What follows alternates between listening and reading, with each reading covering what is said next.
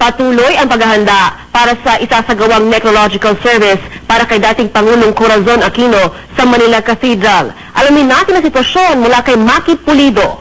Maki? Lala, pasado alas 2:30 ng hapon dumating ang magkapatid na Bongbong at Amy Marcos dito sa Manila Cathedral at ang nakikita nyo nga ngayon sa live fitness ay ang magkapatid na kalalabas lamang ng Manila Cathedral. Mga apo ni dating Pangulong Corazon Aquino ang kumarap sa mga Marcos. Sarado na ngayon ang public viewing, Lala, dahil sa necrological services na magaganap mamayang alas 4 ng hapon. Labing siya magsasalita sa necrological services.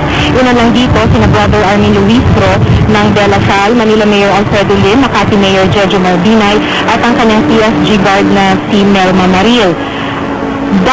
Aawit din sa necrological services sina Christian Bautista, Ivy Villan, Rachel Ango, Jamie Rivera at Julio Desma. At dahil nga sa necrological services ay ititigil muna ang public viewing, magbubukas na lamang ito mamayang alas 9 ng gabi. Lala?